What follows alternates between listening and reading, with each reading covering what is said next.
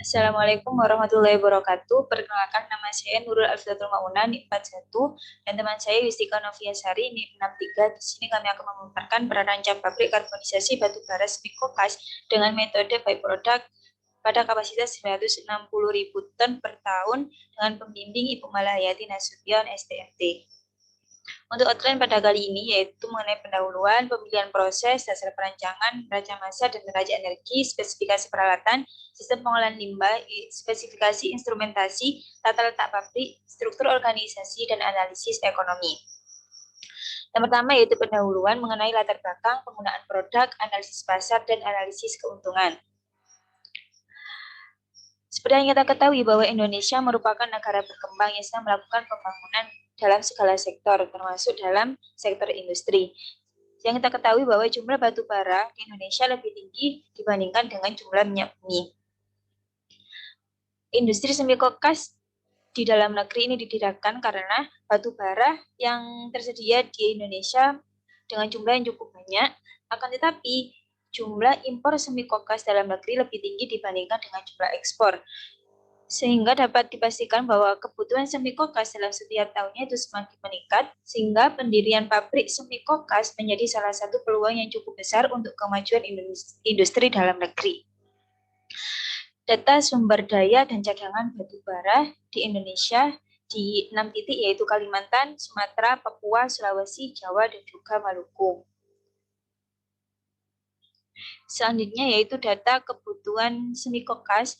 Di sini tabel 2 dapat kita lihat bahwa setiap tahun kebutuhan Smikokas setiap tahunnya semakin hari semakin meningkat.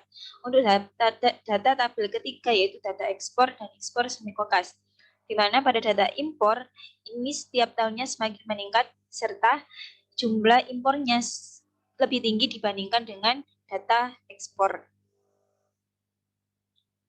Selanjutnya yaitu analisis pasar. Untuk produsen pabrik Smikokas di Indonesia yang tertera pada tabel, di mana dengan kapasitas produksi tertinggi yaitu pada PT Bukit Asam yaitu dengan jumlah 850.000 ton per tahun.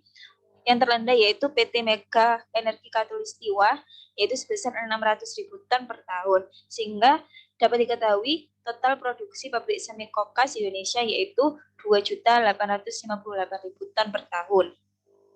Selanjutnya yaitu analisis pasar, di mana dari data ini dapat diketahui bahwa konsumsi Smikokas setiap tahunnya semakin meningkat, sehingga dapat kita prediksi bahwa konsumsi Smikokas pada tahun 2023 yaitu sekitar 396.739.109 ton per tahun. Untuk penggunaan produk yang dihasilkan pada produksi Smikokas, yaitu Smikokasnya sendiri yaitu sebagai reduktor dalam pembuatan baja, tar sebagai bahan bakar dalam mesin kapal, dan cook oven gas sebagai bahan bakar pemanas boiler. Selanjutnya yaitu analisis keuntungan pasar. Dari total biaya bahan baku, untuk bahan bakunya 100% menggunakan batu bara dengan total biaya sebesar 3.724.729.000. Untuk total penjualan produk yaitu produk yang dijual yaitu Smikokas dan tar dengan total penjualan sebesar 5 triliun. Sehingga dari sini dapat didapatkan margin keuntungan kotor yaitu sebesar 37,76%. Selanjutnya yaitu proses pemilihan, di mana di sini kita menggunakan heat recovery dan juga byproduct proses. Untuk perbedaannya pada proses heat recovery yaitu pada proses ini panas hasil pembakaran akan dikembalikan digunakan pada boiler, serta pada proses ini tidak menggunakan udara, dan juga produk yang dihasilkan pada proses ini menghasilkan Smikokas dan cook oven gas. Yang kedua yaitu byproduct proses, mana pada proses ini tanpa ada kontak langsung dengan udara, akan tetapi proses berlangsung secara konveksi. Untuk produknya sendiri yang dihasilkan itu lebih banyak dibandingkan dengan proses yang awal yaitu menghasilkan Smikokas, tar H2S, NH3, dan cook oven gas. Untuk proses yang kita gunakan yaitu byproduct proses. Selanjutnya yaitu dasar perancangan pabrik. Untuk dasar perancangan pabrik mengenai kapasitas pabrik, bahan baku, produk, dan lokasi pabrik. Untuk kapasitas pabrik sendiri untuk data konsumsinya sebesar 7 juta ton per tahun, untuk data ekspornya sebesar 4 juta ton per tahun, data produksinya sebesar 4 juta ton per tahun, data impornya 3 juta ton per tahun, dan kapasitasnya sebesar 3 juta ton per tahun. Untuk bahan baku pembuatan semikokas yaitu menggunakan 100% batu bara, mana jumlah batu bara di Kalimantan Timur, Kalimantan Tengah, dan Sumatera Selatan yaitu sebesar 1.928 juta ton. Selanjutnya yaitu produk yang dihasilkan pada produksi semikokas yaitu yang pertama semikokas sendiri, yaitu yang kedua tar, dan yang ketiga cook oven gas. Untuk lokasi pabrik pendirian semikokas ini akan didirikan di Kabupaten Bulungan, Provinsi Kalimantan Utara.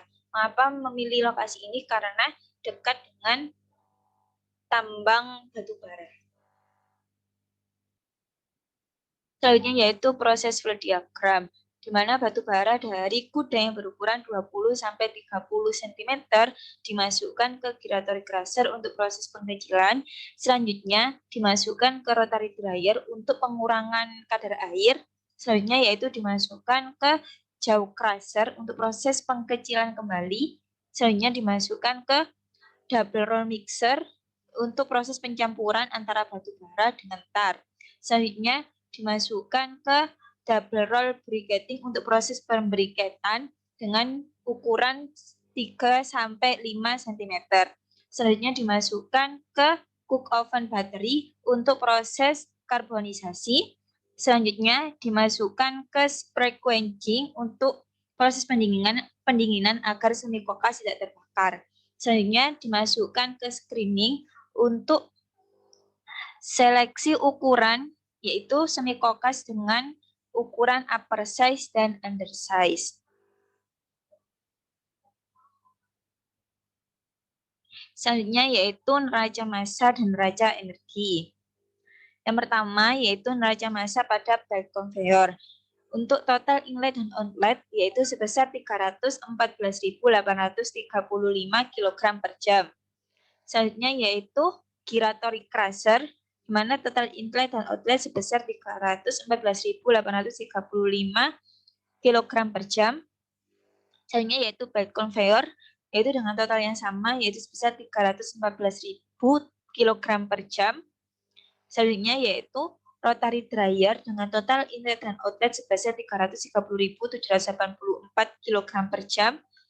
Selanjutnya yaitu cyclone sebesar 149.407 kg per jam.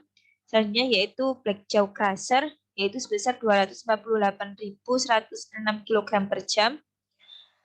Selanjutnya yaitu scrape conveyor dengan total inlet dan outlet sebesar 303.517 kg per jam. Untuk heater tank yaitu total inlet dan outlet sebesar 33.724 kg per jam. Selanjutnya yaitu double roll mixer dengan total inlet dan outlet sebesar 337.241 kg per jam.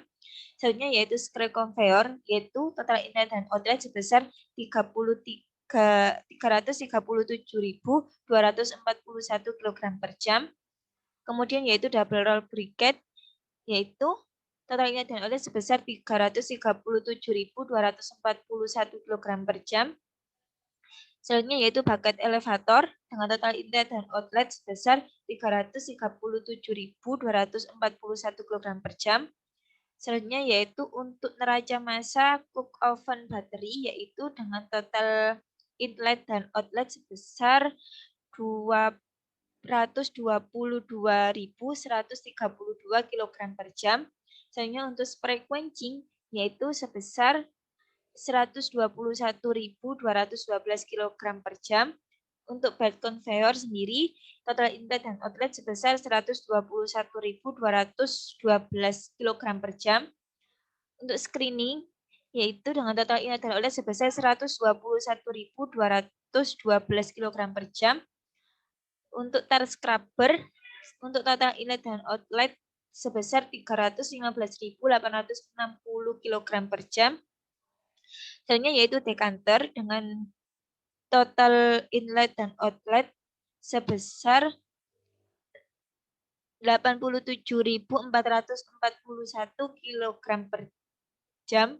Selanjutnya yaitu untuk yang terakhir yaitu boiler, yaitu total inlet dan outlet sebesar 6.103 kg per jam.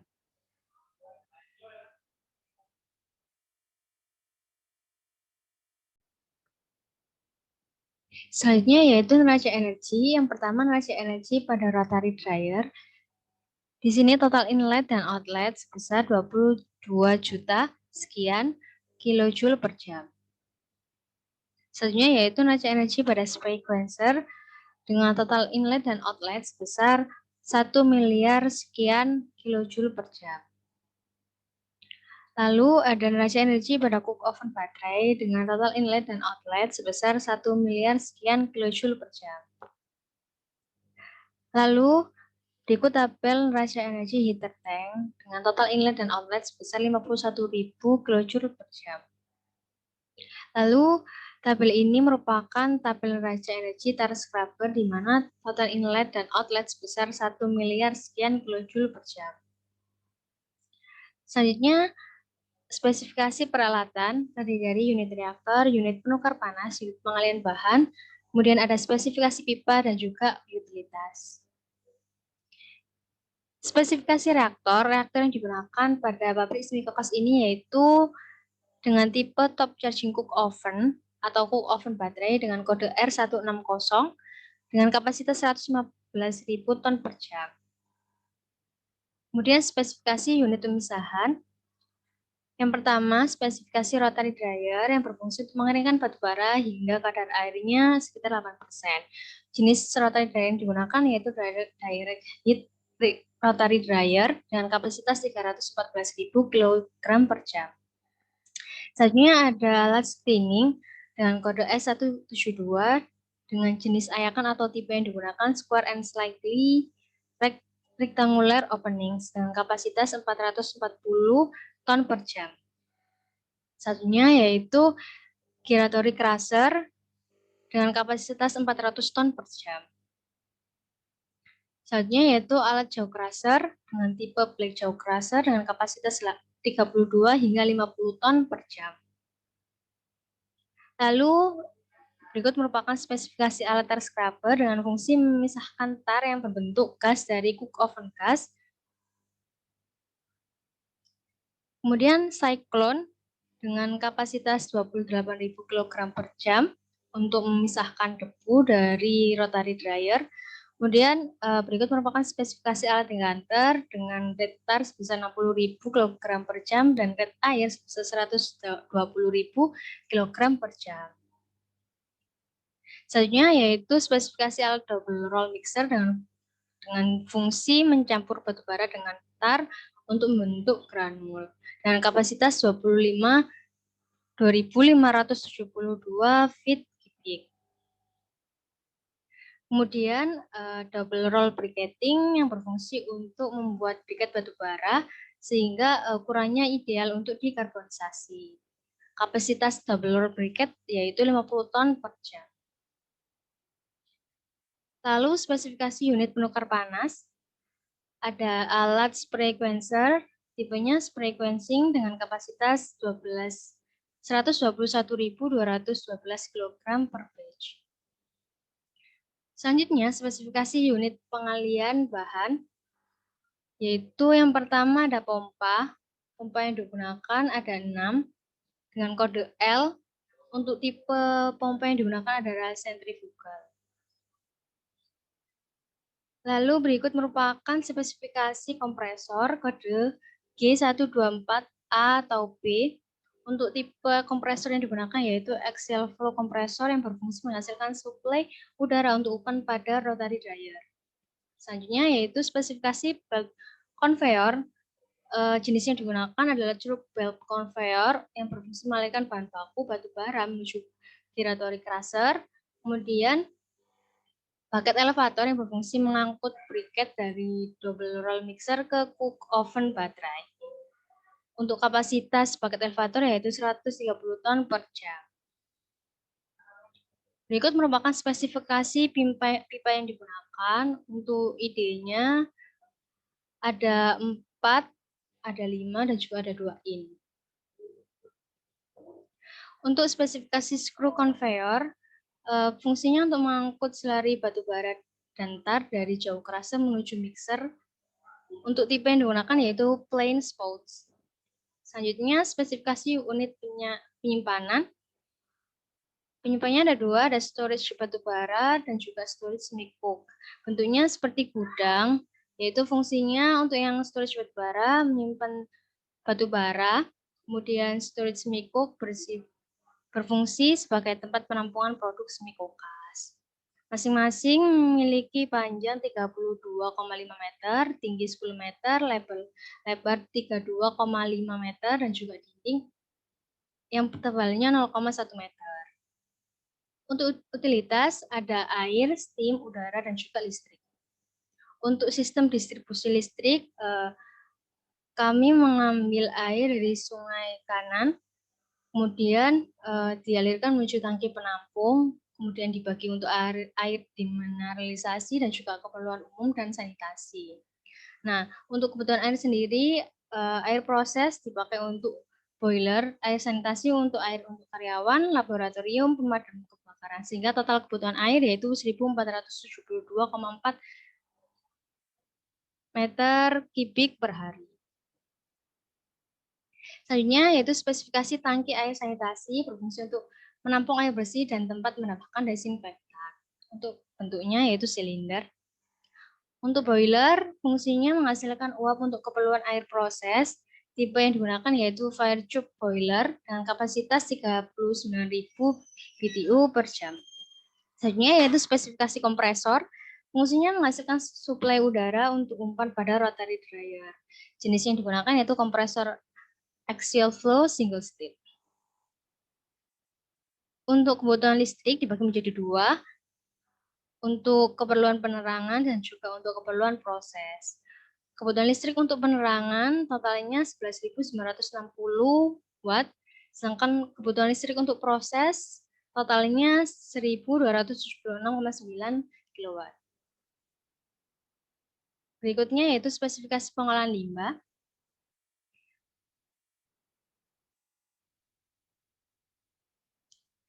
Limbah sendiri dibedakan menjadi 4, limbah cair, limbah padat, limbah gas, dan juga limbah domestik. Untuk limbah cair, yaitu sisa air blowdown dari coke oven baterai. Untuk limbah padat, yaitu sisa batu bara yang dihasilkan dari crushing dan pengayakan awal. Untuk limbah gas, yaitu gas NH3 dan juga H2S. Sedangkan untuk limbah domestik, dihasilkan dari perkantoran. Selanjutnya yaitu spesifikasi instrumentasi. Yang pertama ada PNID rotary dryer, yaitu menggunakan temperatur controller, temperatur transmitter, dan temperatur indikator. Misalnya untuk double roll mixer menggunakan instrumentasi berupa rasio controller, level transmitter, dan level indikator. Selanjutnya pada decanter menggunakan instrumentasi berupa level controller, level transmitter, dan juga level indikator. Pada cook oven baterai menggunakan instrumentasi berupa temperatur indikator, temperatur transmitter, temperatur controller, level indikator, level transmitter, dan juga level controller. Sedangkan pada stir tank heater menggunakan level indikator, level transmitter, dan juga rasio controller. Berikutnya yaitu tata letak pabrik. Berikut merupakan layout tata letak pabrik semi-kokas. Untuk arah anginnya dari arah tenggara menuju barat laut. Berikut merupakan layout pada skala 1:100.